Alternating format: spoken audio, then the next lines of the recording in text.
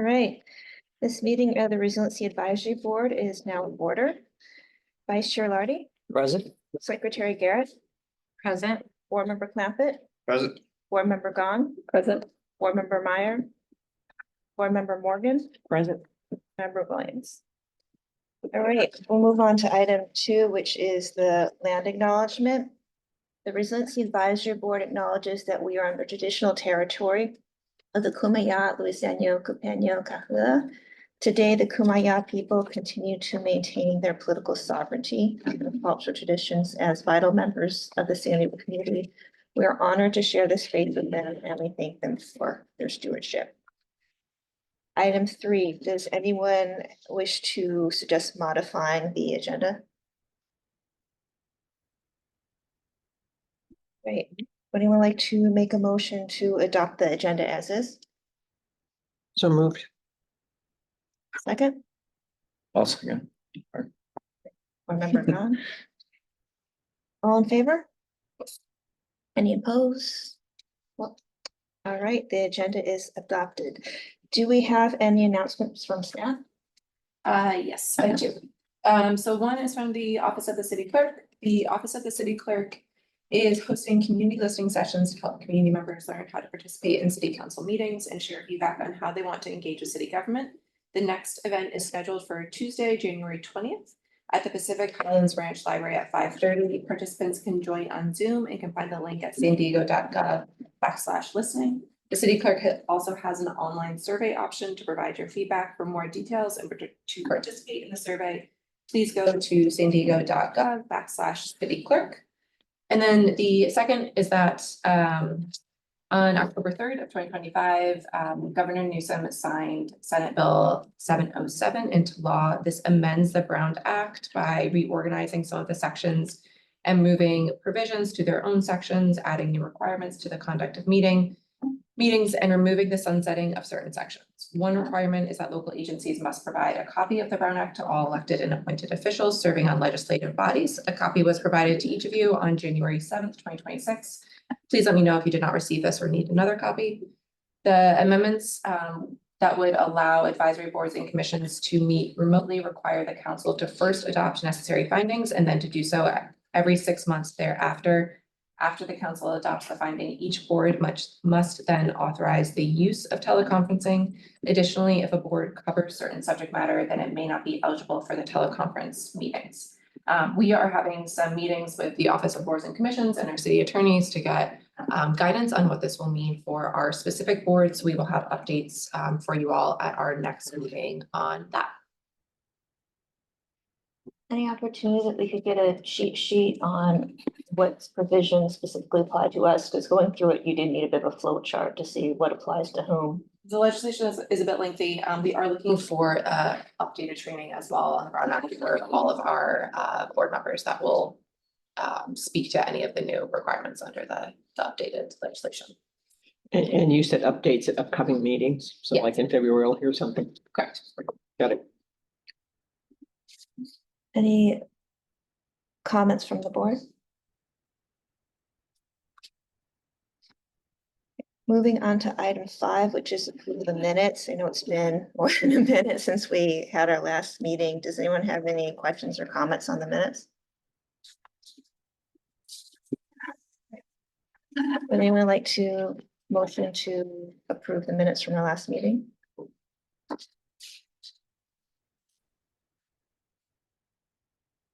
Motion. Board Member Clampett, anyone like to second that?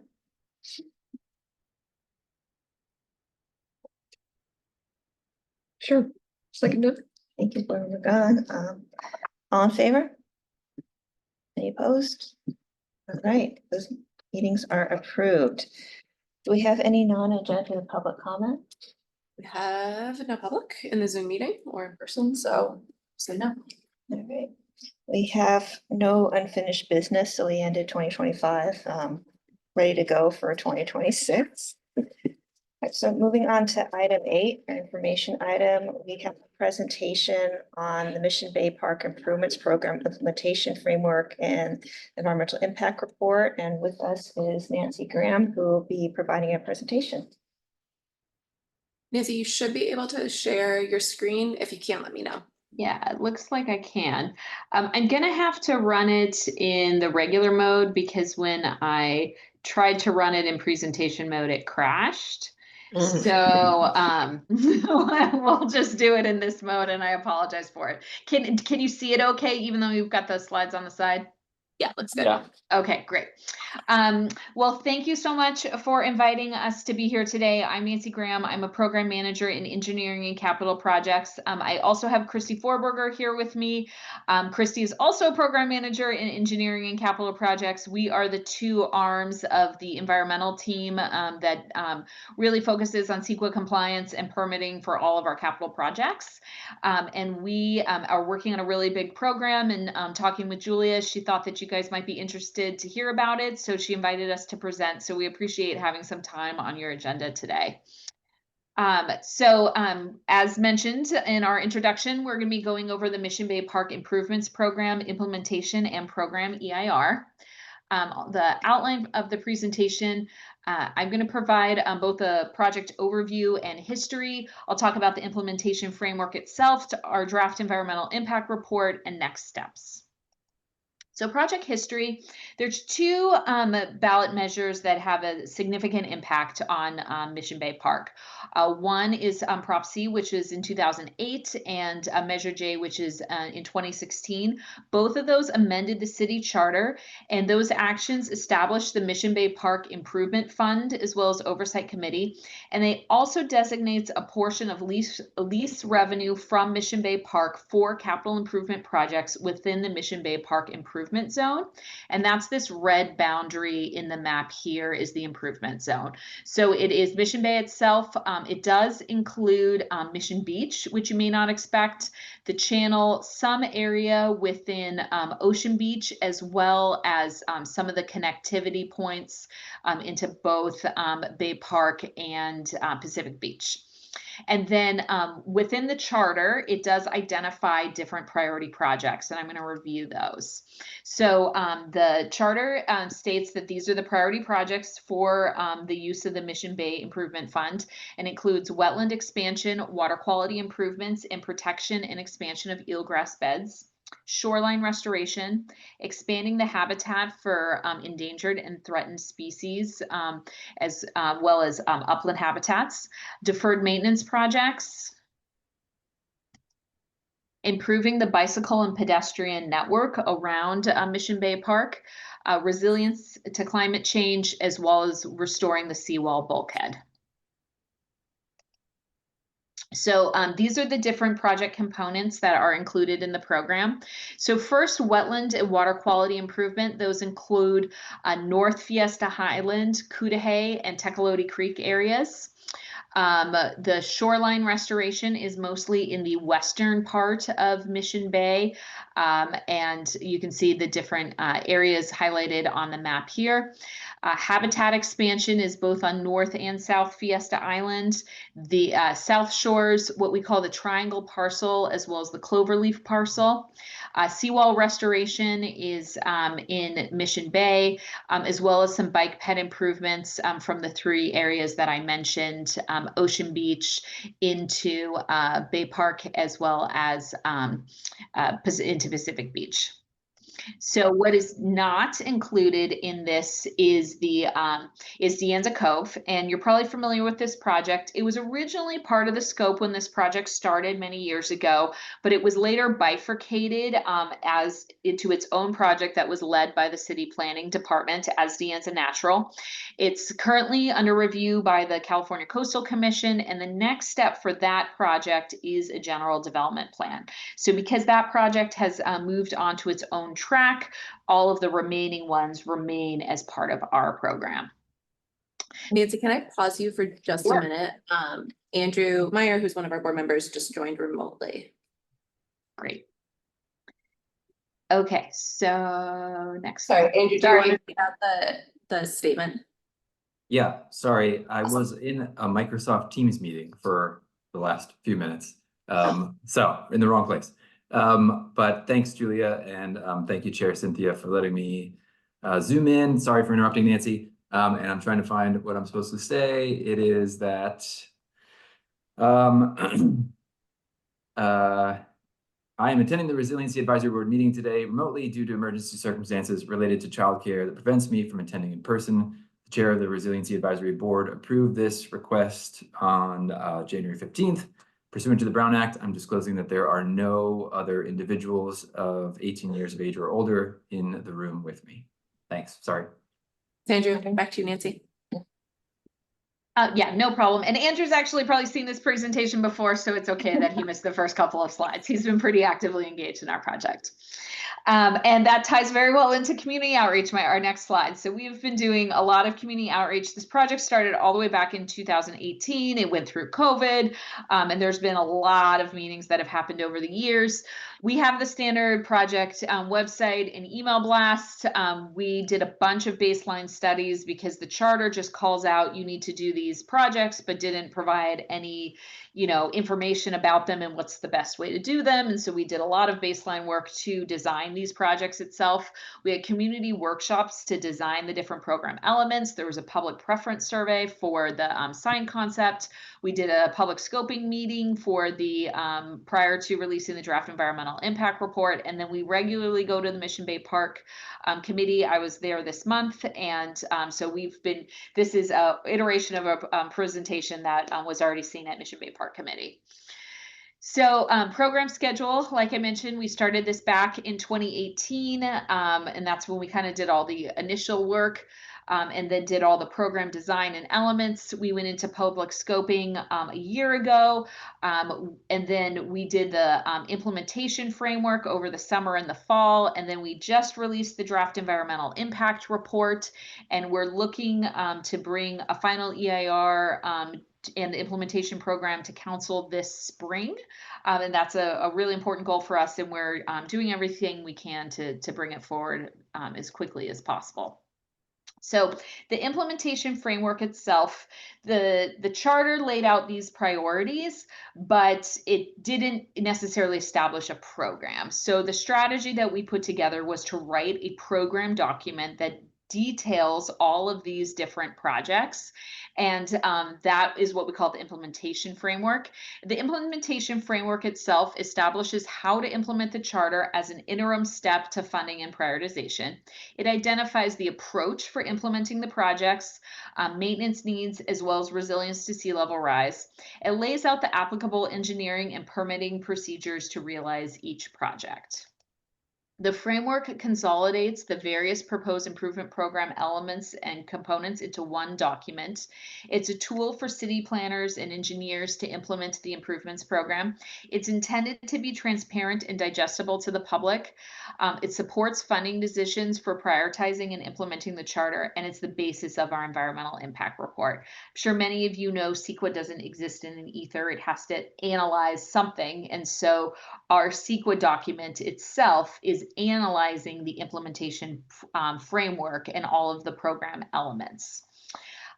So for this project, we are selecting to do a program EIR because it's covering many different project components. And this program EIR allows us to look at the Bay comprehensively, as well as these different projects and the interplay between these projects to improve the environmental health of Mission Bay. So it's required under CEQA that we do an environmental impact report.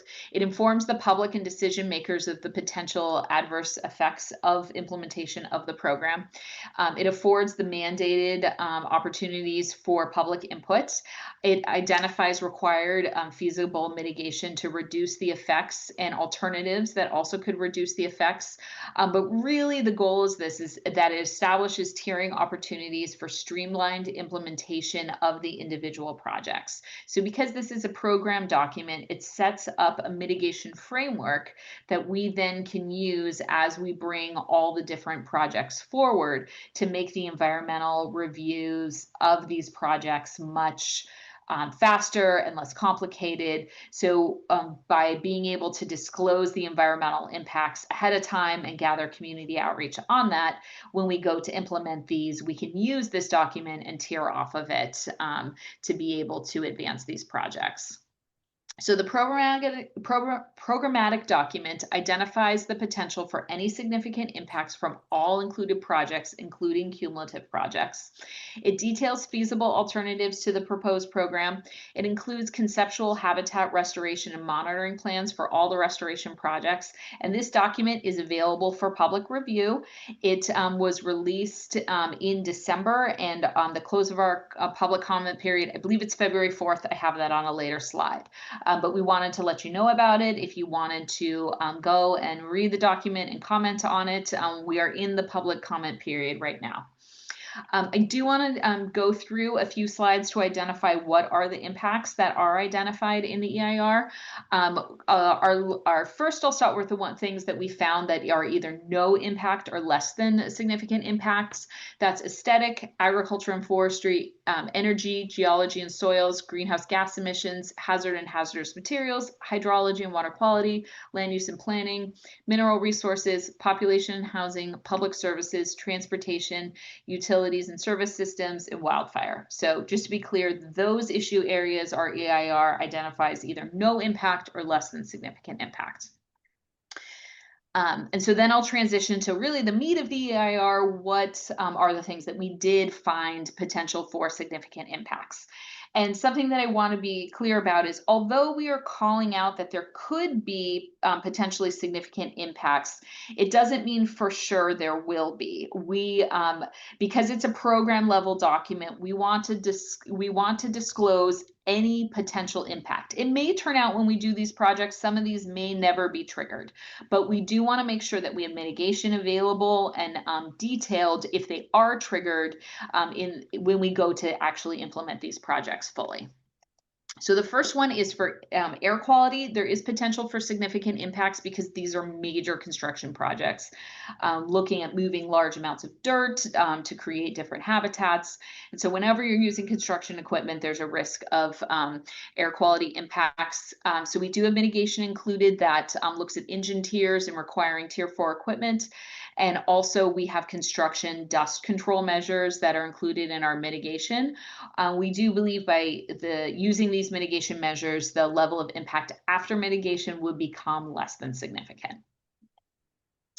The next one is biological resources, and this is our most detailed slide. There is a potential for significant impacts to species and habitats. And the reason why is sometimes you have to destroy habitat to create habitat. North Fiesta Island is a great example of that. We're literally moving habitat areas.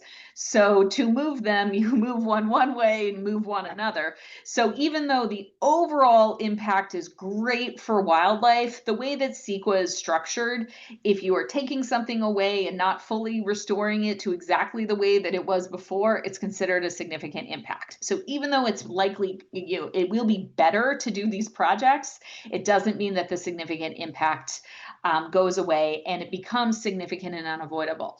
That doesn't mean that we don't have a laundry list of either mitigation or project features in order to lessen these impacts as much as possible.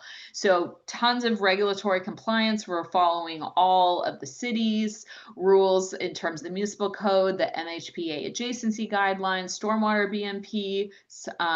We're following the California Fish and Game Code, Coastal Act, Clean Waters Act, permitting and application and mitigation ratios. So we're following all the rules to do this.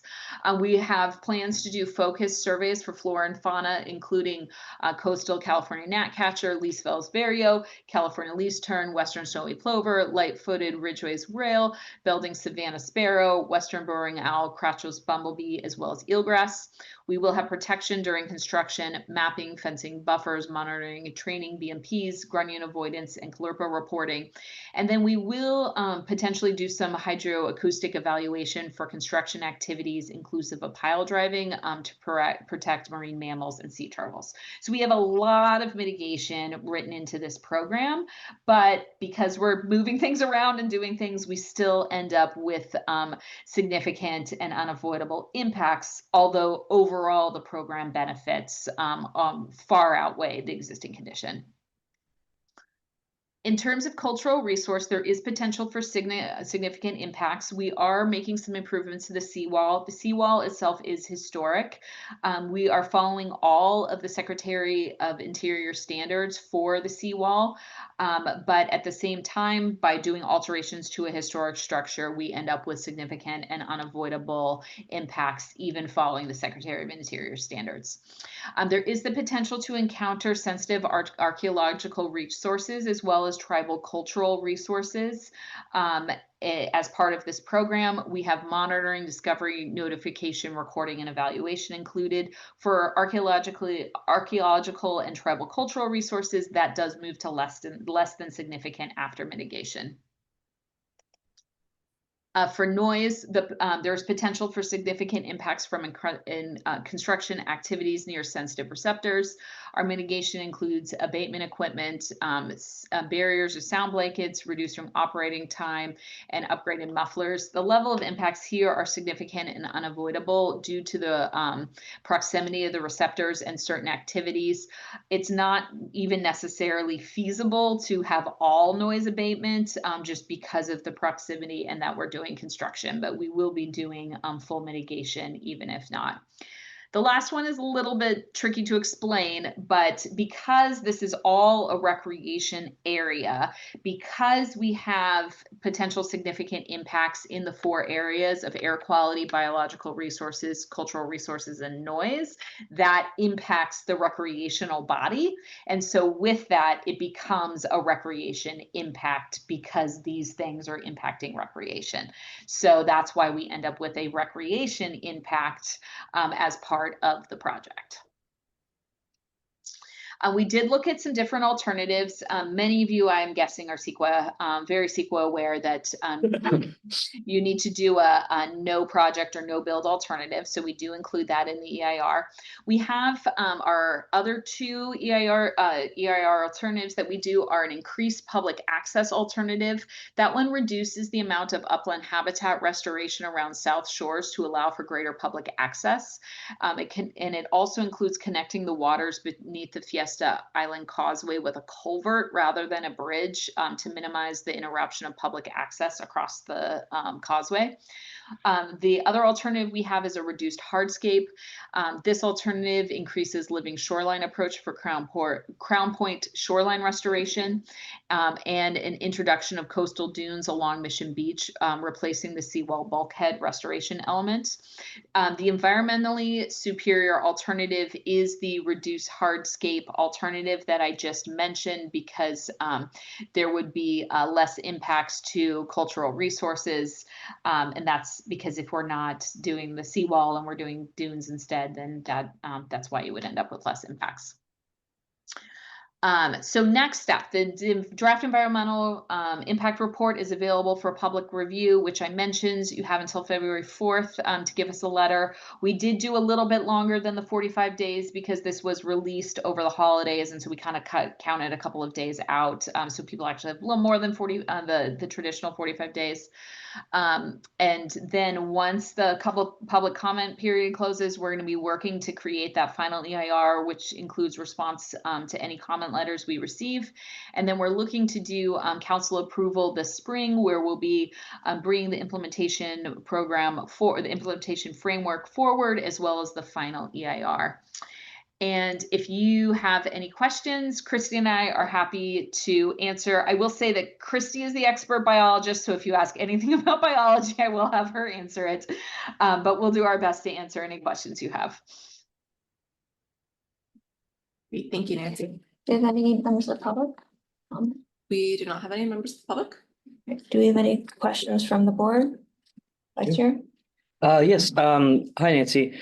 A couple questions. One is, it doesn't look like the Mission Bay master plan is part of your proposed project. That's a separate effort, on a separate timeline? No, the Deanne's and Natural is a separate effort because that was an amendment to the Mission Bay Park Master Plan. Our project is consistent with the Mission Bay Park Master Plan, and so it doesn't require an amendment. So that's why De Anza was bifurcated off, because that was a plan amendment, and that's why that has to go to Coastal Commission, because it's part of our local coastal plan. So we need Coastal Commission's approval for that project. All of these projects are consistent with the Mission Bay Park Master Plan, so they won't go to Coastal Commission until we actually pull the permit to do the CIP project. Okay, and then my next question is, I think answered by the alternatives, but this does include the conversion of the land bridge on Fiesta Island access to a bridge that would Yes. allow water to pass underneath. Okay, great. Yeah, it's one And- of the things we're real excited about, because that's what we found would really greatly improve water quality in that area. Okay, awesome. Yeah, back 25 years ago, I worked at the campground that's there. Then I guess that's my last question. Is that going to reduce some of the campgrounds that are on Fiesta Island with some of the habitat remediation? So any changes with Fiesta Island are consistent with the Mission Bay Park Master Plan, where there was a Fiesta Island amendment that was done. And I always ask Christy, what was the year? It was 2021. 2021. So there's no changes to the current. Christy, do you remember in 2021 if camping was changed as part of that amendment to the master plan? I don't believe so. The major changes really occurred on the North Island. So that's where we saw the significant amount of changes with the modifications adopted by Coastal Commission. So I do not believe so. Well, there's but no I'll- camping allowed on Fiesta Island right now. So if you're talking the north part of the Bay of De Anza, there is camping there. Campground. And that's all part of the De Anza natural project and not our project. Okay, yeah, no, there is a campground on Fiesta Island. It's just There in the is. middle. It does not appear the north portion of the island is, but there was some Okay. shading there. So that was my question. The Boy Scouts also. It's run by the city, and the Boy Scouts have a lease for the aquatic center. Yeah. At least, Got I mean, it, my okay. information might be a little dated, but a Got couple it. decades ago. Did we find that out? Yeah, we can check into it. I didn't know that camping was allowed, but that doesn't mean that that's okay. That's not, what I'm sure we're they do, doing right? is in the No. north area, which is part of the Fiesta Island amendment that was already done. So we're not Youth camping taking, only. we're not taking something. Wonderful. If you could send the information to Julia, we can get it out to the board. Something new I learned too. And this board member Cochran? Tongue in cheek, but will OTL continue to exist under this plan? Asking for a friend. So that's part of South Shores, and there's a GDP for South Shores that is currently underway. And so our project does not take over all of South Shores. It just creates some habitat within South Shores. So what happens with OTL is all based upon the South Shores GDP project, which is not our project. Yeah, this was a great presentation. Thank you so much. If I remember correctly, the Coastal Resilience Master Plan's Dog Beach site had some like bike and pedestrian improvements as well. And I'm noticing in this like elements overview, you have, and you mentioned that there will be some bike and pedestrian improvements around Ocean Beach. Are those two plans like working together in any sort of way to like try to drive that accessibility? So we are improving the river corridor path on the south side of the San Diego River as part of our project. I might have a slide on that one. Let me see on my on deck. Yeah. So here, we are improving the Ocean Beach bike path. That is the only improvement that we are doing within the Ocean Beach area. We're widening that. We're widening it as far as we can. There is a levee there and we can't touch the levee. So we're increasing it as wide as possible.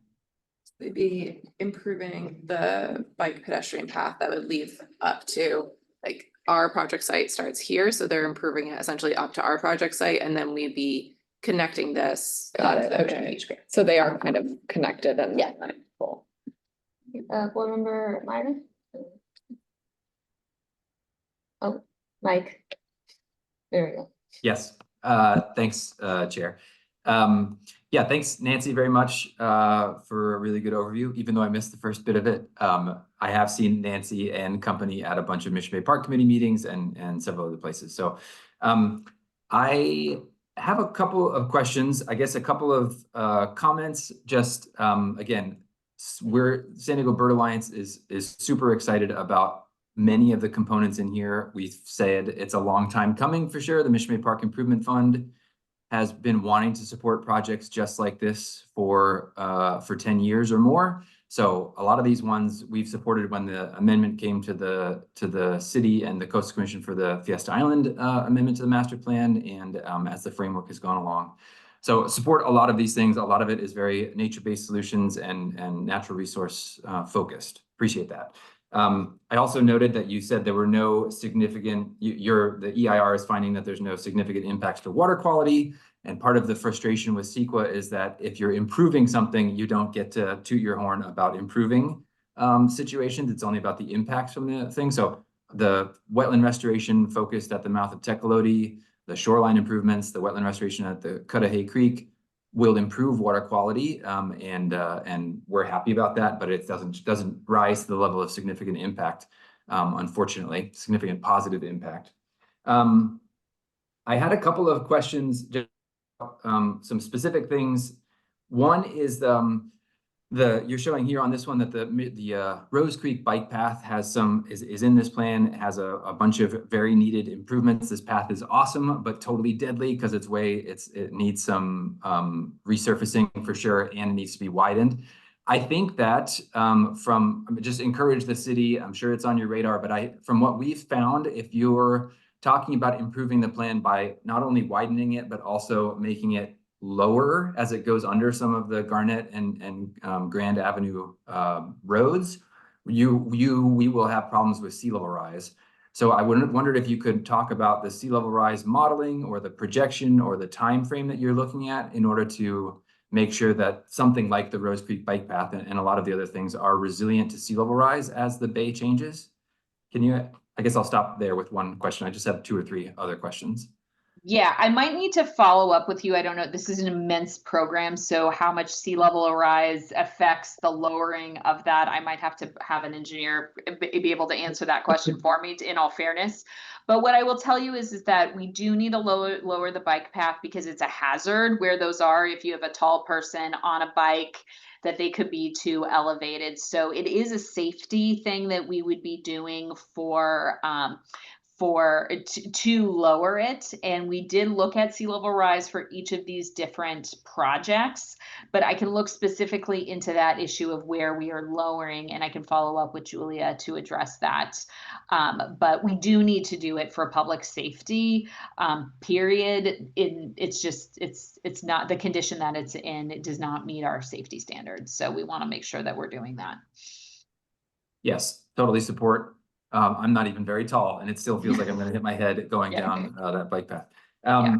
So yeah, I would love, thank you for offering, and I'd love to know kind of what the year or the sea level rise projection is that you're using for the planning of the bike path in particular, just because it's going to be, Rose Creek is going to be affected by sea level rise, and so will this bike path as you lower it.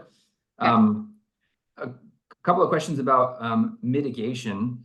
So you mentioned mitigation. I know this is, or I kind of understand the CEQA process and how you're trying to address and set the basis for where mitigation might need to occur or what might need to be mitigated for. Can the city, or has the city in this plan agreed or promised to mitigate for impacts to biological resources and these other significant impacts within Mission Bay Park and within the Mission Bay community? Is that something the city can commit to? A lot of times the mitigation for things at the Mission Bay Golf Course, for instance, happen in Los Penasquitos or in watersheds way away from this community and these habitats. Chris, did you want to take that one? I can start with a more of a high level answer. So Andrew, yes, first and foremost, we are required to seek opportunities within the impacted watershed. And so the idea of these restoration projects included within the improvement plan is to serve compensatory mitigation for projects within the improvement zone. If we deviate or request to go outside watershed, that takes concurrence from the state and federal wildlife agencies. And oftentimes we're looking at higher mitigation ratios in order to go out of watershed. And so once these PERS come forward and we do understand the impacts, we are looking at some of these sites to serve compensatory mitigation for the improvement zone projects. Christy, I should know this already, but a specific question. From a certain perspective, Mission Bay is in the Los Penasquitos watershed officially from a USGS perspective, but that's just because it's coastal and it doesn't have its own kind of watershed boundary.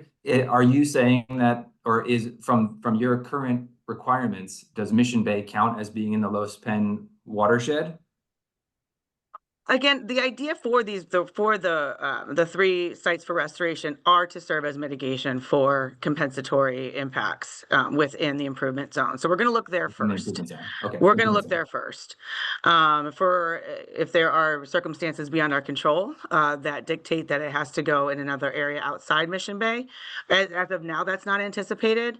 But if it is the situation at the time, then again, we will work in coordination with the wildlife agencies to ensure that the impacts are mitigated pursuant to all the permit requirements. Okay, cool. Thank you. Other quick question. You mentioned the noise abatement for sea turtles, but I noticed that sea turtles were not one of the species that were surveyed for. So I just wonder if there is a way that you will get an understanding of where sea turtles are and whether they might be impacted by noise before you abate for the noise impact on that species.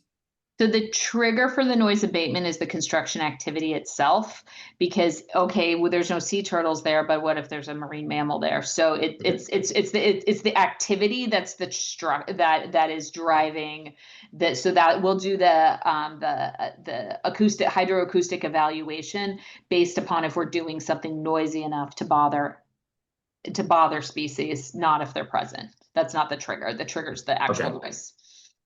Okay, gotcha. And last question is a little bit higher level, and I really appreciate your time. You talked about the Mission Beach seawall, and I wondered if you and/or Julia could talk about the connection between that specific piece of this plan and the coastal resiliency work that Julia has been leading. I know our Resiliency Advisory Board actually supported the Mission Beach actions from a resiliency standpoint. But I think, and I don't know the plan very well, Nancy, but I think you said that one of the other alternatives that you're not pursuing is more dunes at the Mission. Can you connect those two pieces and those two projects as best you can? Sure. I mean, we do believe we need the seawall, so that's why we're pursuing it over dunes. Julia has reviewed all of this. She's been a partner on this project the whole time. So I don't know if it would be best for her to talk, if we're talking about dunes itself and kind of the work that the Resilience Master Plan is bringing forward, because that's not part of our project, but our project does have rehabilitation of the seawall included. That doesn't mean you can't also do dunes, but so Julia has projects to do dunes, which is different from the project that we are doing, that we do believe we do need the seawall still, that there is protection that's offered by it. And so repairing it would still behoove the city for protection.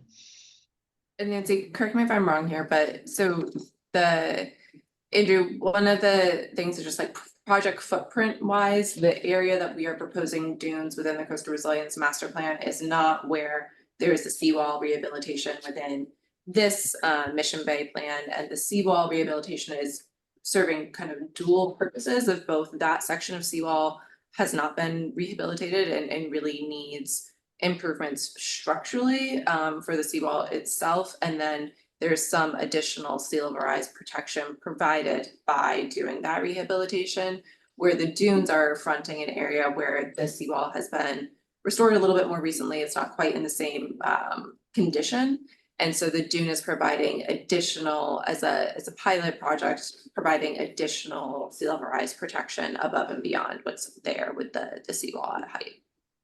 And if the dunes are successful, we could look at more dunes in the future, but we still believe that repairing the sections that have not been repaired are still of value for protection of the coastline.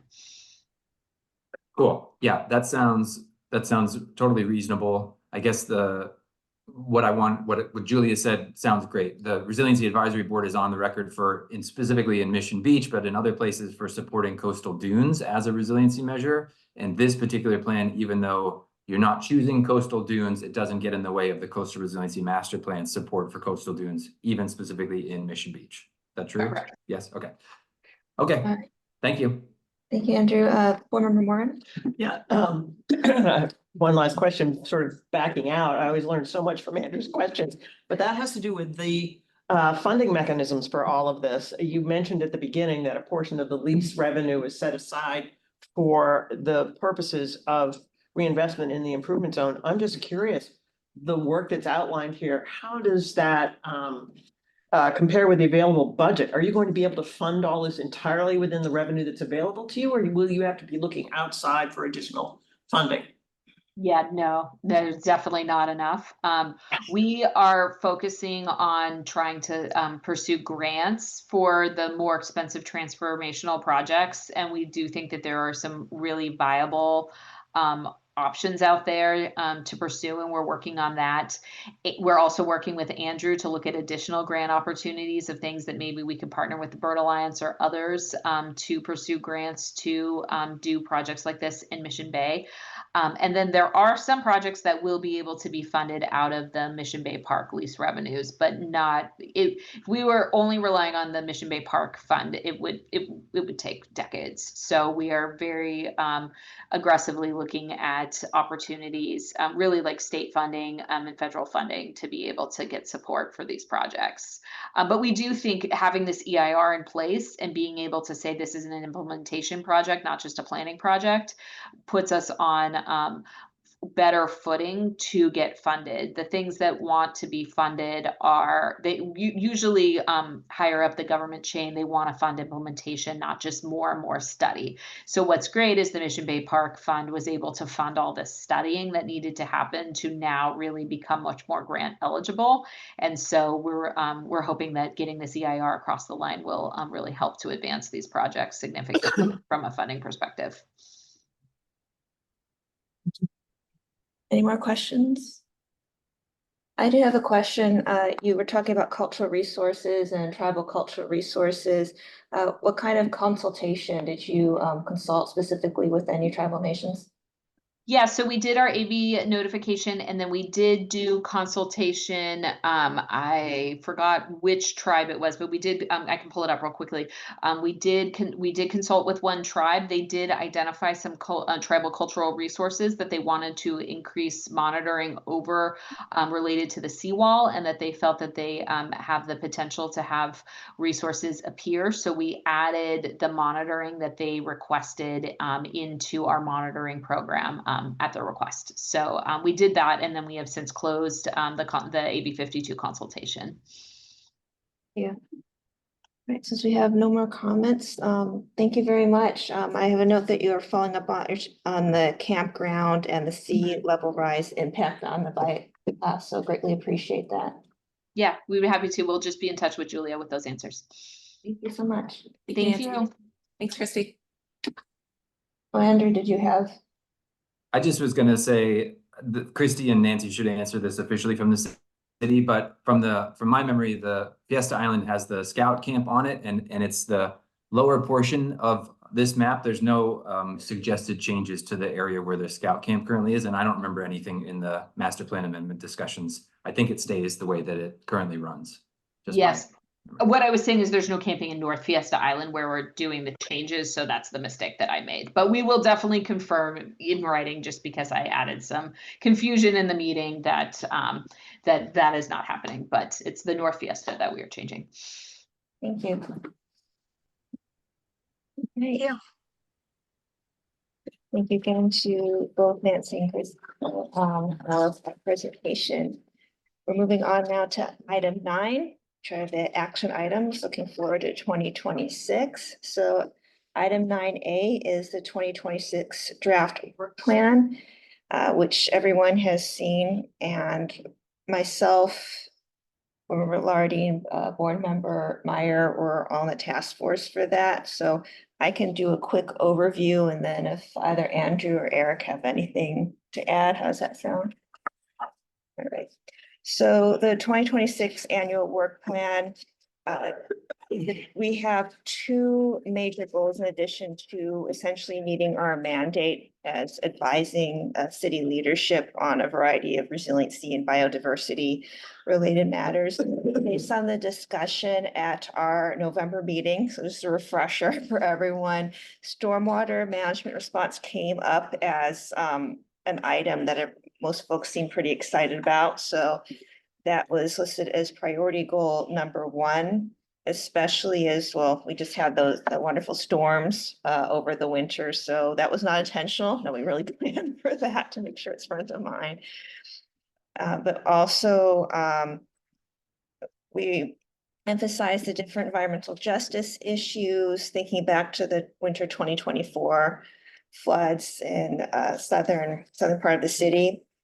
And a number of subtopics came up, so stormwater encompasses quite a bit. So that could be everything from, what's the current regulatory environment? How is stormwater financed in the city? Because it's very expensive. Looking at green infrastructure approaches and looking not just what we're doing here in San Diego or even Southern California, but other municipalities approach, how they approach it. And listed in the calendar are some a possible schedule on what dates those topics can be discussed. We try to align that with presentations we're already aware are coming up. And these can be moved around, of course, subject to obtaining presenters on this. But also making sure that these presentations all occur before our September meeting, which will focus on recommendations and our annual report. That combines with priority goal number 2, which is really getting out there, improving our process and improving our accountability, especially with the community. So the overlap there is opportunities to hold a couple of these meetings out in the community, especially where this flooding occurred. It looked like Mountain View Community Center was the closest one, but of course that could be adjusted. And really hearing, conducting outreach to those communities specifically and encouraging them to give their input, especially as we develop our recommendations. So also, we are prioritizing, like to continue prioritizing, really filling the remaining 3 seats. I know that we know that District 9 is currently in process, but also we've been conducting outreach to offices 4 and 8, and they appreciate ideas as well. I think, let me double check. So Yeah, thank you. it's District 8 that's currently being filled, so District 4 Oh, and sorry. 9 are. Other way around. Yep. Great, and let's see, that's a quick summary and this. Sorry, Sarah, go question ahead. on the, if I can chime in. Sure.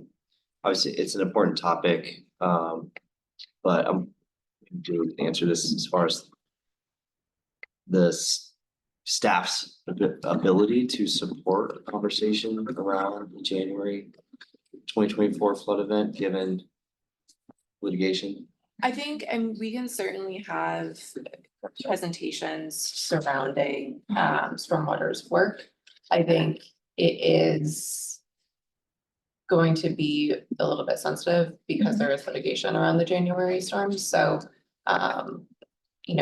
stormwater has presented a lot over the past year to both Environment Committee and Council on the work that they're doing and some of the funding restrictions. And so I think, there's certainly opportunity for them to come to the board and share, some of the challenges and also the work that we're doing. We've got a huge WIA grant that we're able to do a lot of projects under, but specific to the January storms, there's probably some things that we're just not able to speak directly to. Is frankly, I would anticipate that being a very factual overview, and we note here potentially including the D9 Council Office, the Community Emergency Response Team, had their volunteers out there, and seeing if we can bring in any community organization that was very much involved with that event. So Right. definitely appreciate other ideas. Got it. Yeah, just flagging it for, yeah, consideration, what we're able to talk about maybe versus not able to talk about. I say the collective I would recommend if we can add District 4. I think isn't Mountain View in D4? I think too, something to think about as you guys are looking kind of over all of the months, and way out is there is a strong focus on, stormwater and flooding, and I think that's reflective of the interest in that hazard. But when you have, March, April, and May, where there's, presentations that are probably going to be similar staff, they're probably not going to be able to come 3 months in a row, and so there might be opportunity. And this, I think, gets to some of what Ian's raising of, instead of it having a month that is solely focused on the January 2024 floods, having one, maybe merging that with the April topics and having it be a bit broader to learn, what are we facing? What is the stormwater department doing with regards to flood hazards, atmospheric river type events, funding challenges? But maybe that creates a little bit more space too in your agenda for some other topic areas of interest as well. Yes, that would also free up May to focus just on impacts to people in the ecosystem, and then fill either March or April, depending on when the stormwater department able to do it. And if you have any thoughts on other subtopics for stormwater. However, we note here that this is a proposed schedule, so there's plenty of flexibility. Right. Not so much on stormwater, but if it's helpful, I'll be happy to talk to our team at Scripps if there's interest in having a scientific perspective on atmospheric river impacts overall in San Diego. Could drill down a little bit deeper to January 2024, and then even maybe talk about this past winter. That might actually be a good one to begin with, is stormwater itself, the cause of it, or the origin. Oh, Yeah, I was just gonna add, I think that'd be great, because I think one of the articles I saw recently was there was still a year in the 90s that was the most rainy, and I don't remember as much flooding. But I remember in El Nino that it rained a lot, so it might be good to have a little bit of historic perspective too. okay, so we could have March focus on the origin of stormwater, and then combine what we currently have for March and April. And if they could talk about the regulations, or if there's someone specific who could talk about the different other levels of regulation, such as state and federal. We can do that. I think when in looking at your priority goals and topics, water quality, flood mitigation, green infrastructure financing, those could all individually probably be presentations. So I'd maybe pick like 2 topic areas that you're very interested in, whether it's really focusing on maybe some of our green infrastructure, and there's classic, like our green infrastructure projects are obviously also looking at flood mitigation, how we're financing it as part of that, but I think having a bit more of a narrow focus for that would be helpful. I think financing is certainly one that there has been some focus on, just because there is a fairly big gap between what we've identified of our needs for infrastructure, particularly with changing climate conditions, and the funding that we have. I think we could also talk about some of the flood mitigation work and maybe with the projects, and that might be like a nice pairing. But more than that, you're probably running over like your meeting time and discussion time. And also be recognizing the department's stretch resources and time. There are other sources, some of them like the Environmental Finance Center, they might have someone who can talk about financing, looking at federal and other sources. Oh, yes, Andrew, thank you. Thanks. Yeah, environmental finance center would be great. I was just gonna bring up, that I think we should get some outside the city voices into these conversations, because as we've been alluding to, other groups have different perspectives. I love that Chair Cynthia talked about getting ideas from other municipalities, but also nonprofits and experts can say things that the city can't, for in a variety of ways.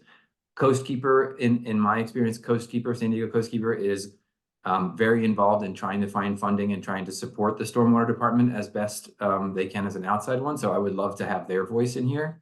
I guess my specific question related to that is, last year we kind of each took a month as a resiliency advisory board member. We each took a month to add in a small resiliency topic. And I was kind of thinking that was going to happen again, but there aren't very many resiliency topics because we've got a lot to talk about.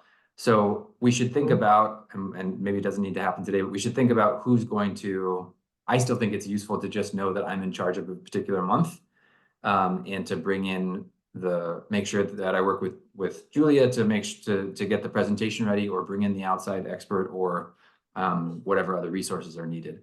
So that's not in here, like who's in charge of which month and that kind of thing, but I would love it to be. And on the stormwater topic, I think there's some really important outside voices we should be sure to share if we can. Oh, that works perfectly with priority goal number 2 on accountability, a bit of internal accountability there. All right, that's an excellent point. Oh, Jamie? I'm not sure if this would be included, but something that I like in one of the presentations proposed for March or April or another month, but what I would like to understand at the outset of kind of focusing on this stormwater topic is kind of like the difference or the separation between like drinking water, stormwater, wastewater, and like can or why can't stormwater be turned into drinking water, or like there's kind of like the uses of water generally. I would love just an overview on that. Like a whole meeting. Yeah. Well, just like what is, I I mean, need like a water 101. but even just like a map, like, I mean, you think about water for agriculture versus drinking, and then all the stormwater that I think goes out to the ocean. Like, I don't know if that could be used for drinking or not, and I would just like to kind of understand that.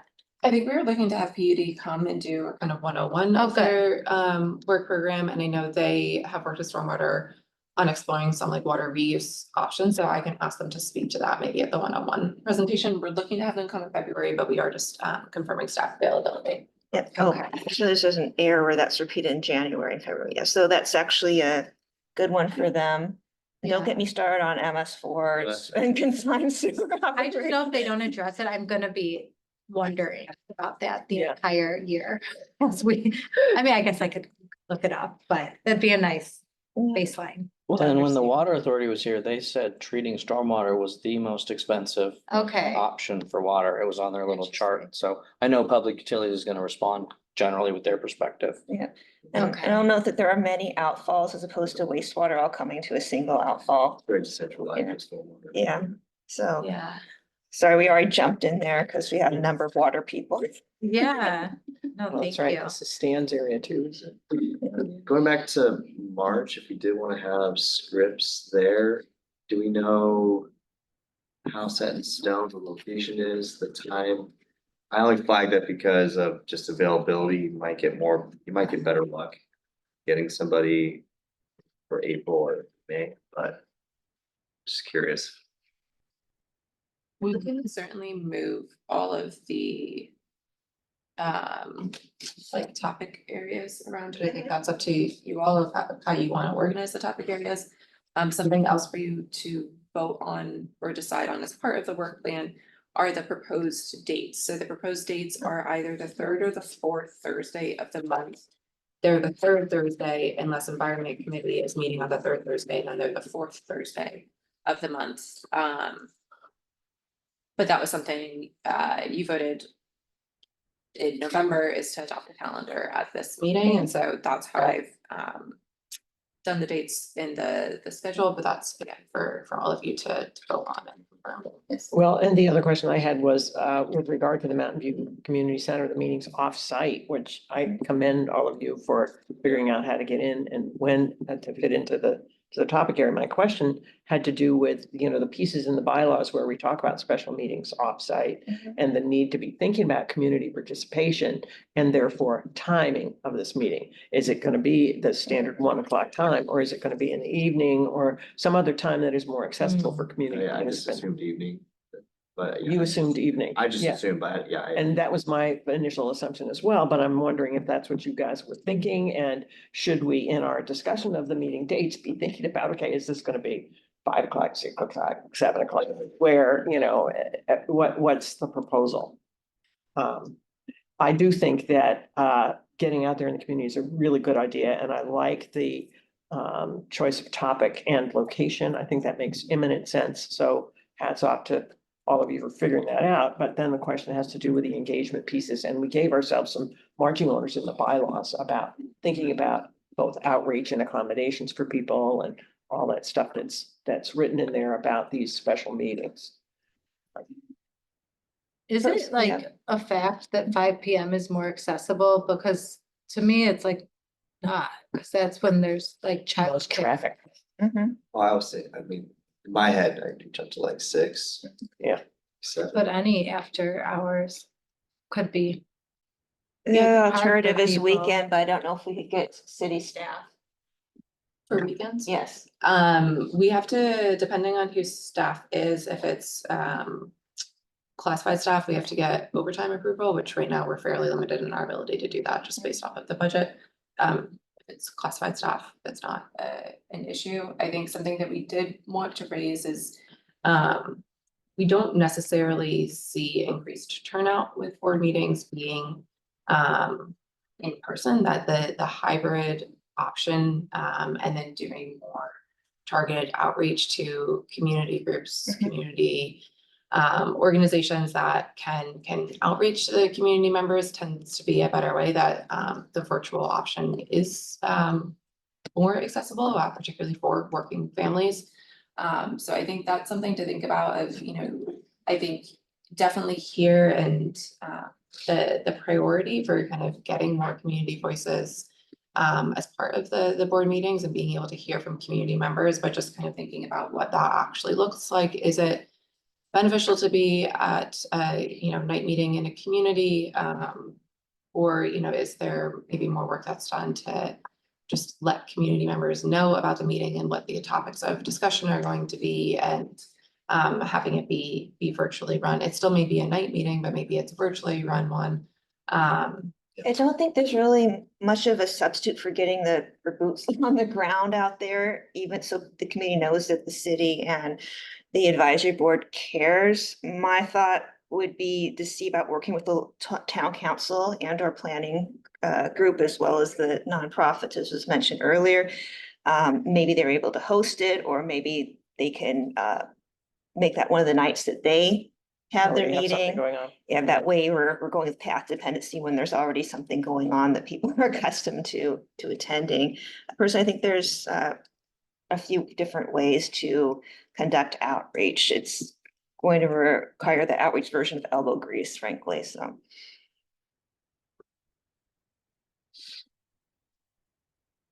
Well, we'll come back, I'm sure, to the dates for next time, for the calendar. Yeah. I don't know how, first of all, it sounds like there is interest in this topic, so, okay, that's the first thing to stress test over there. One last thing to put out there is the option to maintain your standing meetings as they are. Yeah. And then if you do a community meeting, to have it be a special meeting. That gives you a bit more flexibility in terms of the timing. If you do want to do like a joint meeting with another existing meeting that's happening, and a little bit more flexibility too in terms of planning on our end to make sure that we can secure the facilities for the outreach. So we might be able to replace one of our standing meetings at 1 o'clock here with a special meeting somewhere else. Yes. Yeah. We're not overdoing the meetings, so to speak. Well, first of all, looking at the general dates, does anything jump out at anyone that might be an issue? Well, I was the one that made a pitch for keeping it on the third Thursday because I have a standing obligation on the fourth Thursday at the same time. And I see that what Julie has come up with is kind of a split the difference pattern. You know, there are four third Thursdays and five fourth Thursdays. So I would just It's one of those, April. have a conflict with some of those, and I've been missing them anyway. Because we could also conveniently have that be a special meeting, a couple of the ones that are currently scheduled for the fourth Thursday. We should do whatever this group wants to do, and I'll plan accordingly, because I don't make every one of those Thursday meetings for the other group either. And there's the option to maintain it on the third Thursday, just knowing that you are at the same time as environment committee. And I'm not gonna argue for that. This is fine. I'll live with it. Yeah, I mean, I already know I cannot be at the February one. But I don't know if that's even worth saying, like, I can, the other ones are fine. I guess I'm saying it because I want to make sure that we don't know right now that we won't meet quorum or something for one of the meetings, so, I already know I won't be here for the July one. yeah.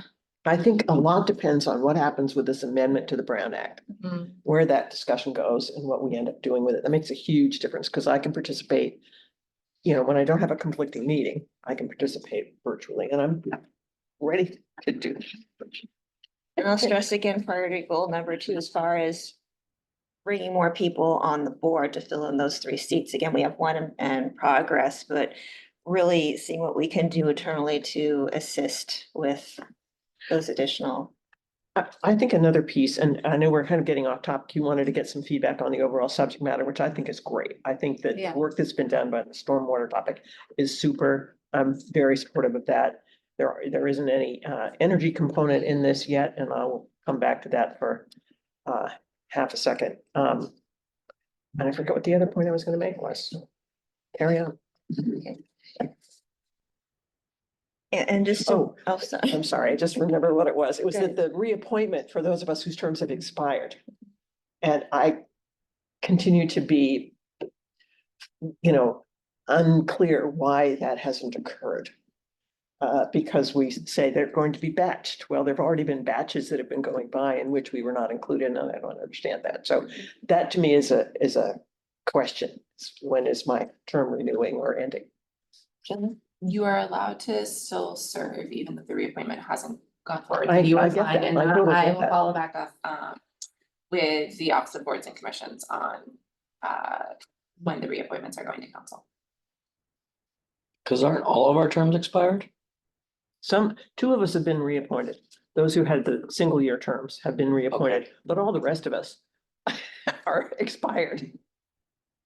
And so far to keep track of things, because the action items propose edits and then send it back to the task force to make those specific edits to the document itself, is batching, confusing the term, the stormwater, the items for the stormwater department specifically would present on them, and adding other entities to a number of these topics. A few were proposed, such as scripts, which should be great. Andrew proposed a few of them, like Coast Keeper.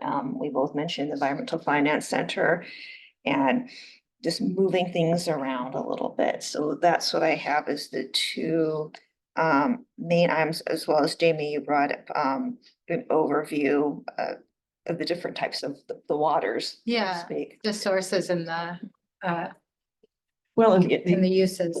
But Julia said that might be being addressed already in one of the topics. I don't know if that needs to be a separate topic, just a request for a current presentation. I think they can probably wrap it into their kind of overview presentation. So I wanted just additional piece to pick up on that, different types of water, because one of the things I've been curious about, and they, I'm sure have the relevant information on this, is what's happening with any kind of purple pipe system in the city, any kind of recycled water system. You don't see it in evidence, but of course, in other places, the Hoya whole campuses are covered with that separate system. So what's our plan there? Amelia, did you have a Yeah, I'm comment just about gonna pivot us back to the scheduling here. I was looking at the September meeting, which is a community meeting, which I think is great. But the two city presentations, I feel like the Coastal Resilience Master Plan got a lot of like people in the meeting, like that was when we had like a lot of public presence. And I feel like the Extreme Heat Action Plan, just like being on the project, I have a feeling that may be like a packed meeting in addition to reviewing and editing the annual report. I feel like it's gonna be a really tight agenda, so I would just maybe flag that as something we might wanna like shuffle around a little bit. Good point. We could split them and do. Like one in October instead. Okay.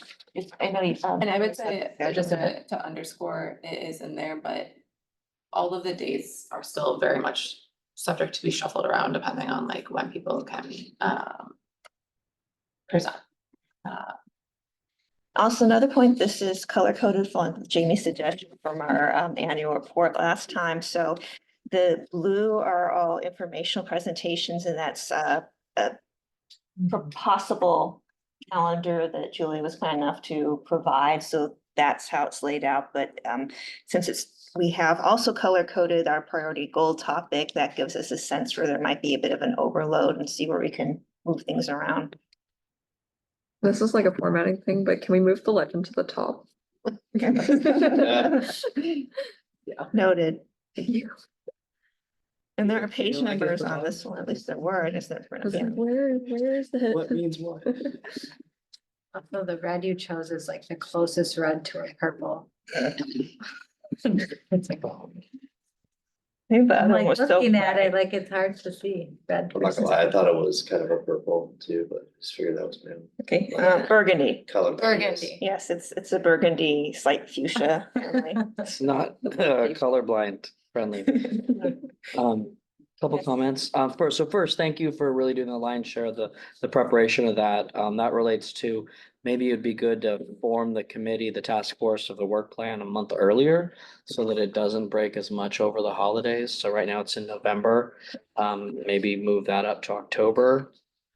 I think one of the other things we wanted to talk about maybe as a task force after this is how do we set up and is there room for everyone to do resiliency topics, or maybe we have people take leads on certain other things. I don't think we have a packed agenda, so I don't think we have enough room for like 12 resiliency topics or 8 resiliency topics. That would just fill up the rest of them. Then my other comment was timely, so the heat action plan is scheduled for September tentatively. That's usually a pretty hot month, so if we are moving to another facility, we probably want to ensure that it's climate controlled. Or we can all feel the heat together, Mhm. feel the urgency for this plan. That'd be a really good one for July in that case. Oh, yeah.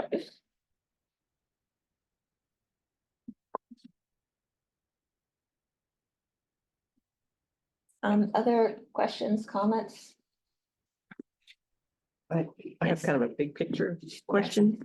Given some of the conversations we had last year about various pieces of the topic of energy resilience, I was thinking that in 2026 might be timely to bring some of those up in a more cohesive way.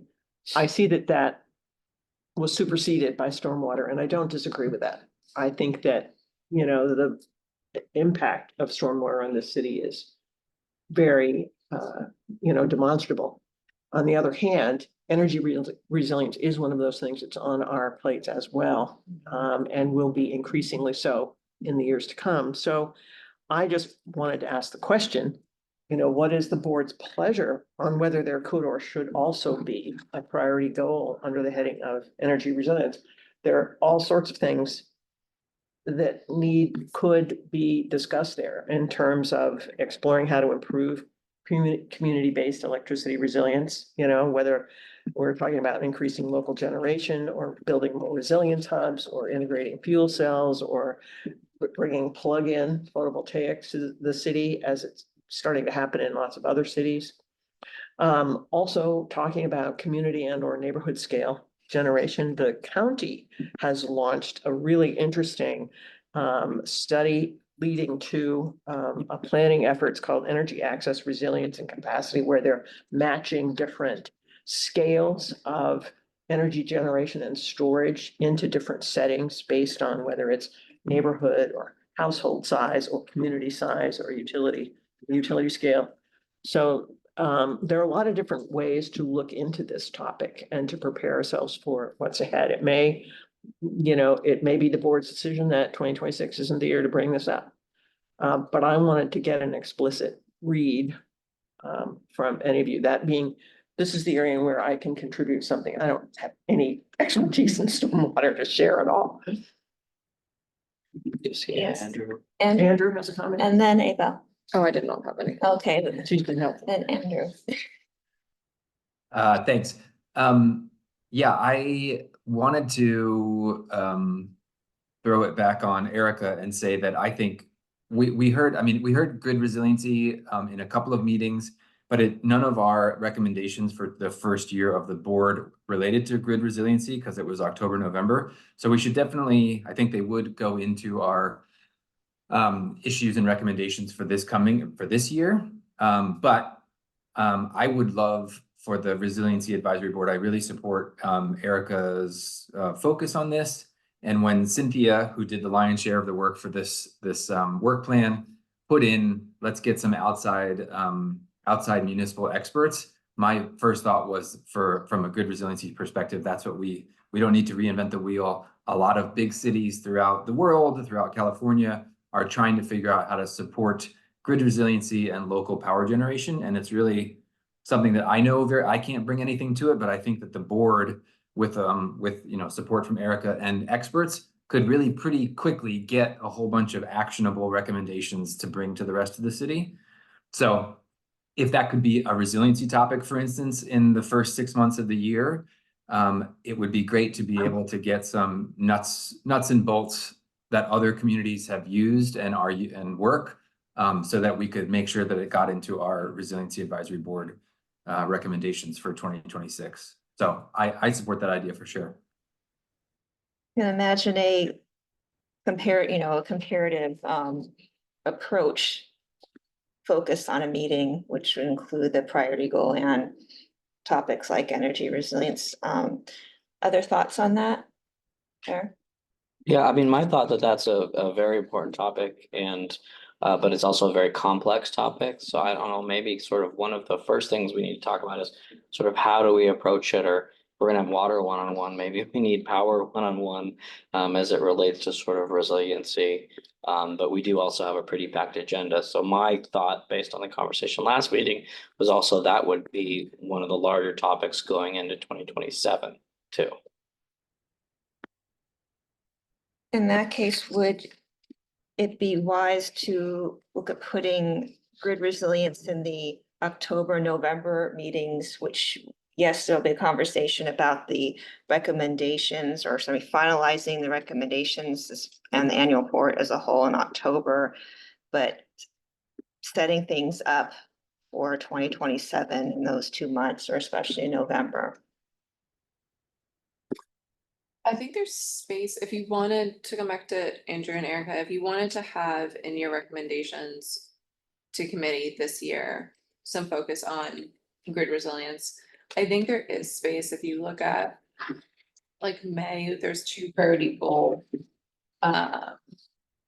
topic ones. One is impacts to people in the ecosystem. Not saying that you don't address that, but maybe that gets moved around and you could have a grid resiliency topic presentation. Yeah, There, I don't know that there's. talked about moving that to March, bringing in scripts and maybe another presenter. I would just also like to make one editorial comment. Let's not use the term grid resilience because that's generally Energy. transmission related. We're really talking about local electricity, Okay, distribution system level, city level possibilities. local energy distribution system. Local electricity. Thank you. Well, the first part is LED, so that's perfect. Yeah. I think that makes sense if we got slot in May to do that, but as well, maybe we revisit it again later in the fall as we're programming 27. I think we could do both. Okay, So I have to say, I wasn't completely clear, Andrew, on what you meant with regard to discussions we had in 2025 going into the 2026 work plan. It seems to me like there needs to be some vehicle for pulling those forward. They're gonna get forgotten. I don't even remember some of what we covered in 2025, although there were big topics there. The whole grid system was a focus for one presentation. I don't think our report to the Environment Committee had a lot on the topic. I don't know if that's what Yeah. Andrew was saying, Yeah, because I think it was happening as the report was getting drafted. I could add a recommendation for speaker. Yes. Like SRTC runs Energy Academy, and so our partners at the Energy Policy Initiative Center are that we have the curriculum for like an Energy 101, energy resilience specifically in San Diego 101 already set. So I can have them come in if that's something you'd like to pursue for May. that'd be awesome. Who did you say has designed that curriculum? Who's that? It's our San Diego Regional Energy Academy through the San Diego Regional Climate Collaborative and the Energy Policy Initiative Center at USD. Maybe worth having you, if you want to do a brief presentation on the Energy Academy too, and just kind of like what it is providing. Yeah, I because- can have Brenda come in. I don't run that program, so it's her stuff. She could probably do the whole presentation herself, or Scott could do it. Yeah. Yeah. Okay. So just backing up a bit, so, yes. Andrew does Oh, his. Andrew, you have a question or a comment, I should say? It's on Zoom, you get really special treatment, or it's Andrew's got a Feel free to shout out if I don't see you. Okay, thank you. Sorry. I was just gonna, Abel's idea about the Energy 101 sounds great. Just, is it, if either you or Erica would volunteer to be in charge of that topic for May, that would be great. And have some accountability as Chair Cynthia was mentioning. I just, if The we talk nicest about this way. topic, one of my points from trying to talk about what happened in October and November of 2025 is that the topic that the expert that came in to share about the energy topic was fantastic, but I don't think that we got any useful, or I didn't get any useful recommendations for the city of San Diego kind of thing. So it would be great in May, whenever we bring this topic back up, to really try and get something like an Energy 101, where we can say, here's what the city of San Diego should do to support these things. And so it's very municipally focused, very department, geared towards changes and suggestions for a city. So that is what I would like to get to with whomever comes and leads this issue, so that we can then again pass it off to the Environment Committee and create something useful in our recommendations for the year. He thought he was doing that, but it was, his level of knowledge is so large that it was difficult I had a difficult time extracting. It was upper And- level division. Upper level division, yeah. Yes, Jamie? Well, someone just reminded me of the discussion that we had around, I think Andrew was just saying it, about You know, having Those people, I know. examples from other places outside of San Diego for solutions for whatever the issue is that we're discussing. And since there are less resiliency topics, maybe one thing that we could do is divide up, like, depending on what the topic is, in preparation for a stormwater or whatever, we could maybe even do 2 people per meeting and just see if there's other cities, like, come prepared to the meeting, since we're planning to do more discussion about what other cities or what other solutions exist or something. I just think it'll help us be more concrete to Andrew's other point when we come to the annual report, to like actually have some solutions on the table that might be applicable or might not be, but at least we have some solutions. I like it. I keep thinking that that's like a book report from a couple people, but It's not that bad. But maybe, yeah, I mean, yeah, Yeah, I know, I support that, and I also think that it's really helpful when you've laid out the work plan in terms of the subject matter that will be covered, rather than necessarily the department or the plan or the presentation, because so many things end up being under, you know, the topic of, just to pick on the Coast Resilience Master Plan, because that's got so much stuff in it, when what we're really curious about is water 101, you Yeah. know? So I think that is useful. And then if anyone around the table knows specifically, has in their mind a city that's doing something we should be looking at, yeah. that's really helpful also. I mean, I'm willing to do that book report. I don't have any books to choose from yet, but I would learn from you guys. Yeah, I Well, definitely yeah. agree with that, especially like in the stormwater management space. I feel like city of Imperial Beach and Tijuana River crisis, like there's a lot to learn from there, and there's a lot to like navigate there that obviously is not in the jurisdiction that we're working in right now, but like they're probably like got a lot of stuff going on water pollution wise. Yeah, Yeah, and we'd be interested in what tips they would have for us as much as, or maybe more than what their experience has been, because it may be unique, Yeah, not exactly. Yeah. transferable. What transferable things we can learn. right. Any other thoughts? I don't know if Ivy's the best example. Yeah, just probably because not. It's like international. Yeah. That whole valley is not even their jurisdiction, so they're just suffering from Yeah. the effects of it. I only bring, I don't mean to be argumentative, I'm just thinking of if there's another city that might be a little bit more apples to apples to San Diego, like the city of San Yeah, Diego. probably. It was just the first thing that came to my I head. wonder if like LA would be maybe, I don't know. Well, I think it could Think about it. be different for each week. Like, if we're talking about regulatory framework, there might be a different example of a city that might have some, you know, transferable recommendation than if we're talking about financing, right? I mean, and maybe it's after each session, like, you know, someone comes back with, or it's either homework or like after our discussion that day, we just say, look for cities that might be applicable, and then we could add that to our annual report at the end of the year. I just think we could like divide it up like that. It Or it's might a not be question- one city that is for every issue. Or it's a question that we pose to whoever's presenting from us, like I'm sure their job is Oh, already yeah. to look at other jurisdictions. So Yes, save great ourselves idea. Like that. some, heavy lifting. And if they're not doing that, then that's our job to advise them to say, hey, go look at other cities, especially that are comparable in size, regulatory framework, and yada, yada, yada. I think one thing that Good idea. may be helpful, and I think mapping out our year on my end is very helpful from an organizational standpoint, but Cynthia, when she was working on the work plan, had some around the core issue of like, I would like them to speak to X, Y, and Z. I'm really interested in those topic areas. I think once we have a confirmed calendar, it would need to be submitted enough in advance, and I can look at like what that timing is so that I can, once the presenters are confirmed, I can let them know, hey, the board is really interested in hearing about X, Y, and Z in your presentation, and they have time to adjust their presentation and still get me materials for posting in advance.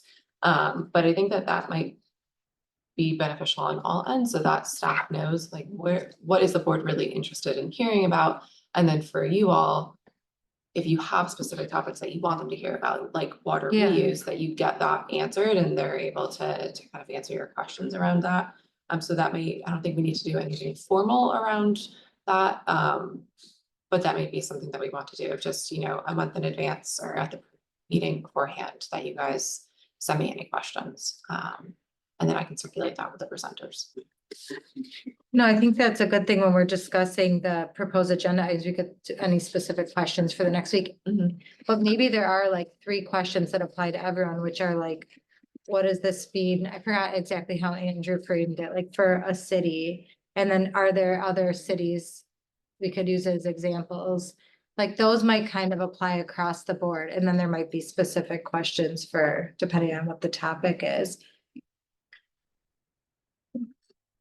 But also having that 101 like that on And what can we Stormwater. do as a resiliency board? That one we were asking last year. Mhm. Maybe those three.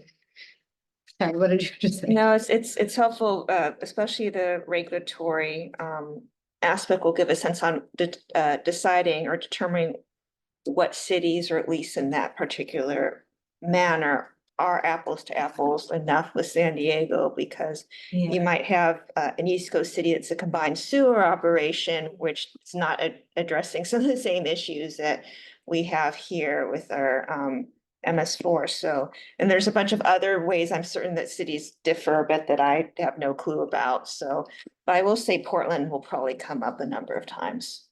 Just based on my experience with what they're doing with great infrastructure. So, Portland, yeah, which Portland? Oregon. Okay, West so Coast. I know some pretty fun things that Portland, Maine I is don't think your doing main one. Yes. about combined sewer overflows and water storage to prevent flooding of combined overflows into the bay. I will say that flooding due to stormwater can be worse than we have here, so.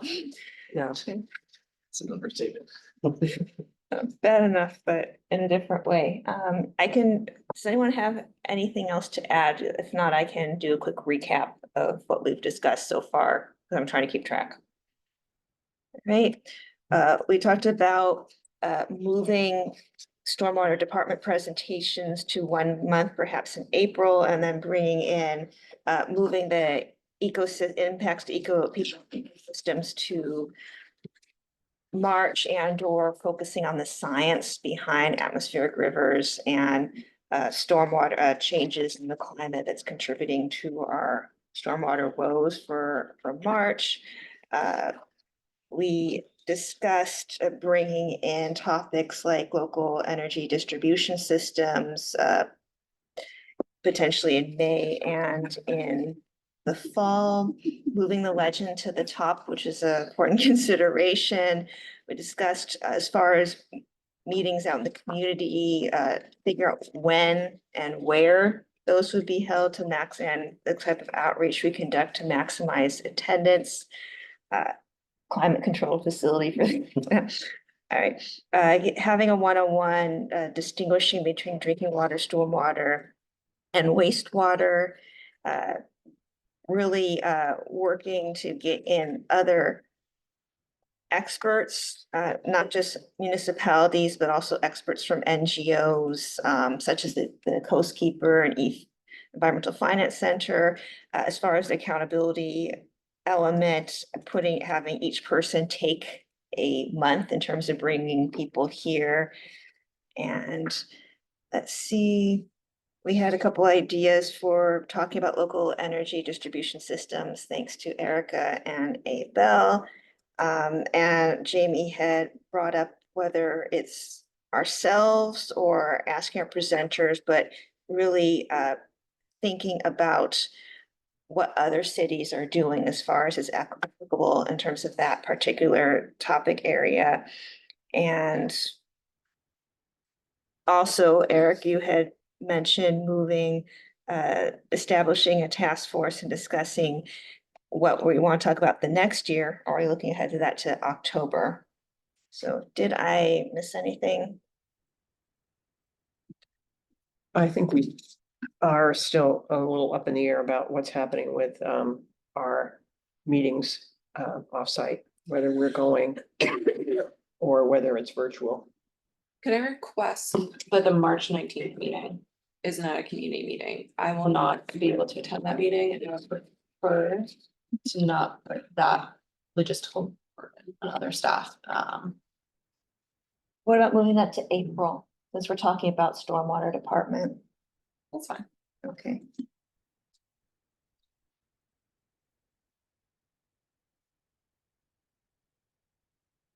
Okay. Any other thoughts?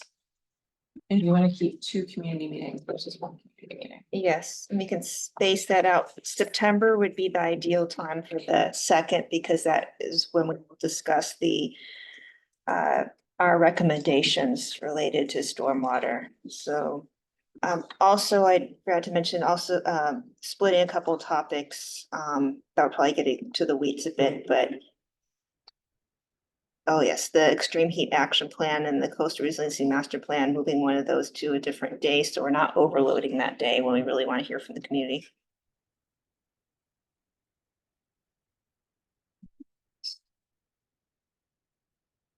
Thoughts? I think that was an excellent summary of all of our conversation. Yep. Do we need a motion? Yes, and just to, you state what the action here is, propose edits, and that's all summed up, I think, in the notes, since I saw Jamie typing furiously. And sending that back to the task force to make those revisions and bring it back at our next meeting. So we would need a motion to that. Okay, I would move approval. I'll second. It was Kurt, yeah. All in favor? Opposed? Right, that passes, and we are on to our second action item, which is officer elections. So as far as the mechanism, the logistics of that, and open up nominations for each office individually, though we might end up discussing everything in aggregate. And then closing nominations and then holding the vote for that. Of course, if whoever is nominated would like to speak a little bit. I have a Mhm. script. On the nomination Not after you do nominations for voting. but- before we vote. Yeah. All right. And so the first one is for board chair. I will not be up for this year. I think it's important to have new people cycle into these roles. So Stan, who is fortunately unable to attend, know that he is not running for anything. So please do not, I'm adding, that's my editorial, please do not nominate him in absentia. All right, so nominations are now in order for the office of board chair. Any nominations or self-nominations? I nominate board member Morgan. I decline. I nominate board member Lardy, who as vice chair had it as part of his job description to be ready to step into that role. Agreed. So I would accept the nomination. I do think that chair has set the bar very high for the chair. I do also think it's important to rotate. And so what I was going to say for vice chair is that I'd be happy to serve, but I also think that if someone else, especially if they want to be chair in the future, would be important to make them into that position. But if it's the board's wish, I'd be happy to be chair. I'd also be interested if anyone else was interested.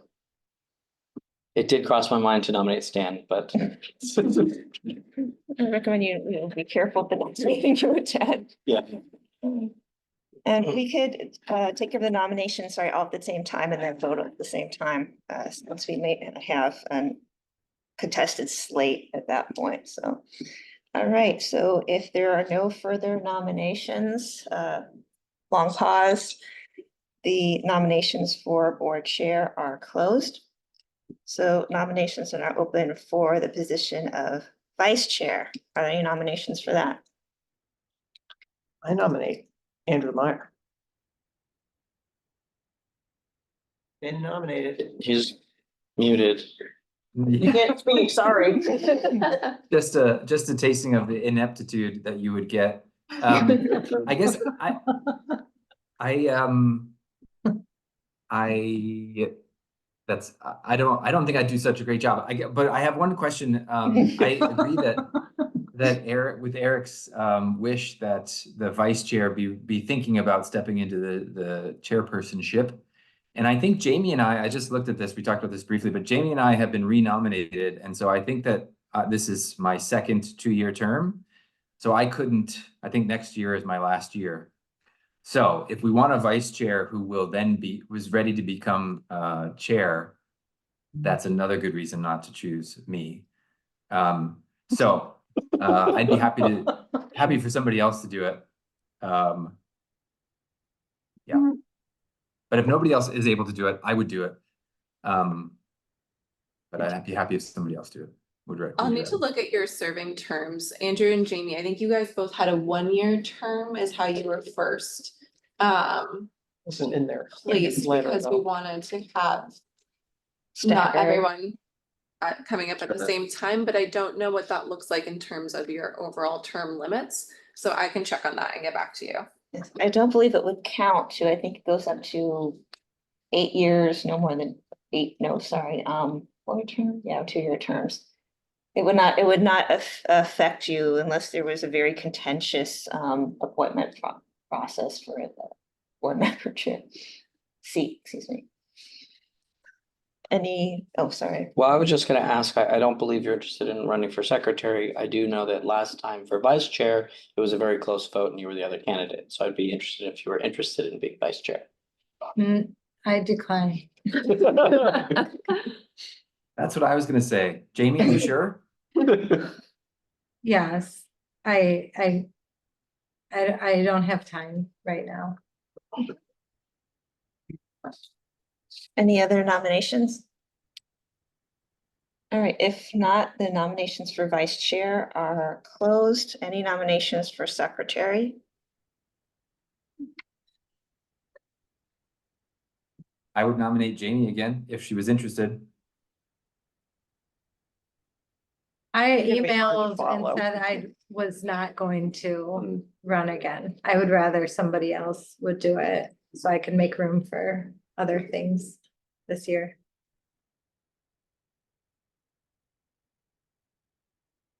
It's not a mandatory position. We do need to have a chair and a vice chair. You're not required to have a secretary. So if there's no one that's interested in that role, then the city essentially would take on doing the minutes and providing draft minutes for the board's review and approval. You would do it? I have a question. Mhm. The transcript is really good. That is For produced Zoom? from Zoom, yeah. And so I'll use it to like fill in gaps, but I'm always hesitant to like use that. Is that like summarizable? I mean, it would make the job a lot easier. Or is that not We allowed? don't normally like publish full trans. It's published though. But it's is it on the Zoom? Yeah, So it's on being the done. Zoom. Yeah. That can make a huge difference. It makes a big difference. So but I feel like that's potentially not allowed. I don't know if it's yeah. allowed under our policies. But yeah, if there is not someone who wants to step into the secretary's role, essentially the city would take that on and do the draft minutes. But just a point of clarification, if the Zoom transcript is being done, then the secretary's role could be as basically reading through that and summarizing it and Yeah. not having to do, I mean, you're doing an awesome job, almost a painfully good job of recording things. That's what's intimidating to me. I actually don't mind taking notes during the meeting, but it's all the extra stuff and knowing that it's not a required position. I mean, I'm glad to take notes during a meeting. That part I'm fine with. What's the other part? Well, just confirming things to make sure that it's accurate. And maybe that's in the Zoom recording. Right. The most important part for just bare bones secretary, not the bar you set, is just recording what the actions are. So essentially who made a motion, who seconded, what the vote was. That's actually the basic requirement. So it's saying, okay, everyone slow down, please repeat who made the motion. I've done that many times. That's self-nomination? No, No. it's a one issue. Well, I mean, yeah, I mean, I you're could take bandwidth notes to during take the meeting notes. to do that. I don't Not want to you to take have the to do full minutes, but if you Yeah. can take the motions, like what the motion. motions are. Yeah. And then who made the motion and who seconded it, and just provide that to me, I can do the minutes. it. Okay. Yeah. I could do that. So your self-nomination Yeah, or, Sure. okay. Was that Okay. stealth? Is It's it more of a self? peer pressure. It's acclamation, Jamie. I nominated Jamie. I heard you. Julia make the motion.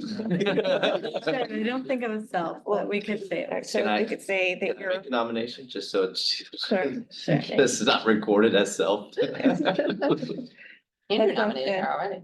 Then Oh, we yeah, can Andrew consider already this, nominated Jamie, if you me. consider, if you do agree with being, with the nomination, I don't think there'd be an issue with this being sort of a more streamlined role for this year. Okay, And if it starts to metastasize a little bit, then at that point you'd say no. okay. No, we can make it work. I think there's a real big difference between a transcript Yeah, and minutes and just the motion. motions. Yeah. So are there any further nominations? If not, nominations for the position of board secretary are closed. So we have uncontested. Board member Lardy, a current vice chair Lardy, board member Meyer for vice chair. Board member Garrett for secretary again. So if there's only one candidate nominated, I can declare that the candidates are elected. It would be by acclamation. So any concerns with that? Any? No, but did Julia have to read something? Yes. I did, but that was only if you had multiple nominations for like people making, I mean, you're all welcome to make a statement because you were nominated. Because there's only one We've all nominee. agreed. And we don't have any public attendance, so there's no need to. Are there any issues, Julia, with doing by acclamation? I'm just following Robert's rules here, so I don't know if there's anything concerns with that from the city. No, that should be fine. Okay, so very unceremoniously, I declare that we have our slate by acclamation. So I just listed, again, we have our new chairs of, do you want to be this meeting or is it next meeting? I think next meeting. Okay, so as of next meeting, our new chair will be current vice chair Lardy. Andrew Meyer as our vice chair, and we have Jamie Garrett as our secretary. So signal applause. Congratulations. Right. Thanks for everything this past year. So, Pleasure. Yeah. year and a half, right? Incredible. Yeah. Thank you. Pleasure. Nice. Yes. We don't have this as an action item, but where do we stand with the dates for the meetings? The dates for the meetings were tentatively, keeping these? yes. The base, there wasn't any specific suggestion. It was more of an acknowledgement that some dates are a bit squishier for some people than others, but there doesn't seem to be a schedule that works for everyone all the time. Is May 28th Memorial Day week? Weekend. I think, Good luck. Thursday, some people might already be going out of town. yeah, I think Memorial Day is that Monday. Memorial Day is the 25th. Yes. So I guess, People extend it to the full week. Really? Yes. Really leading into that. Well, I'd say more of a concern if it was a Thursday before. Right. yeah, Like no. Tuesday I think that's after. fine. A good catch, because that could be a concern. Is that? We know where the chair will be that week. Does that answer the question? Yeah. I'm sure I can be here. I fly out that night. That works. I mean, these dates are all fine. My only question still remains if we're doing the offsite meeting, and if so, what time? And if we default to, it's gonna be 1 o'clock in Mountain View. It's helpful to know that ahead of time. Okay, I think that'll be something the task force will discuss and maybe we Great. come with a recommendation. we have, Put the final calendar in the work plan. I think that will probably be a meeting, one of those painful ones where we'll make edits of live. All right, so. If I could just say one yeah. last thing about that, just for the task force consideration, it is virtual after hours, if possible. I think a lot of folks have kids, childcare, all that stuff is always a thing. So I think it's a lot easier for folks to tune in virtually, and we could work with the relevant council offices, town councils that we talked about before to advertise and get the word out. But I very much take to heart what Julia said earlier about the value of having, in terms of turnout, in-person meetings, there's definitely value in having boots on the ground, definitely agree with that. But if we're thinking about time, resources, energy, and the yield on the back end, I would encourage the task force to consider doing something that's a little bit more worthwhile in terms of the bang for the buck. Are you considering all virtual or hybrid? Oh, that's a good question. I don't know. I'll let the task force chew on that. You know, I think it really is helpful for at least representatives of the committee to be virtual from a different location. So that hybrid, you know, sort of a hybrid mode, but then in the location, if it's Mountain View or wherever it is, there's an official welcoming presence of us in that location to invite and encourage participation, public participation there. So I think that maybe that's a hybrid model that can work. I mean, I have no problem with going to an alternate location as long as I know it ahead of time. When we might know more about the new Brown Act law and whether that does or doesn't apply. When will we Um, know that? Are we knowing that next We month? should hopefully know more information. Oh, wow. We have a meeting with Office of Boards and Commissions tomorrow to get some more details. Great. All right. So item 10, proposed agenda items for future meetings. We'll have a much better sense of what Yeah. that will be, but for next month, we do have a presentation on climate change implications for homelessness, and we will finalize and adopt the 2026 work plan. And that is about And maybe it. public utilities. And maybe public utilities. Who's doing the presentation on homelessness? That would be, No. Andrew? No, I was just gonna ask that same question. trying to get her name again. Hold on just a moment. I can answer that question. Her name's on the tip of my tongue. Or the organization, or is it a No. city presentation? No, it's not a city. It's an outside expert. Just give me one second so I don't mangle. Julie Norm? Jolly? Norm? Yeah, Jolly. Jolly. Moore. Jolly. Joll. Mhm. Yes. And where is she? She is based in Canada. Whoa. She's with the Center for Addiction Mental Health. And she's a research analyst from there, also from the Institute for Mental Health Policy Research. And she'll be zooming in from out of Toronto, Ontario. She's part of a global climate change impacts on homelessness and climate change impacts organization. So she is familiar with a number of other approaches. And she'll also be talking about this rapid assessment study they did on heat impact specifically to unhoused populations. So latest and greatest research on that. Cool. Great. Yeah, thanks for your patience. I wanted to get her organization correct. All right. So with that, item 11, we are adjourned. Thank you all. Awesome. And congratulations. you. again. Chair, former chair now, I suppose. Emerita.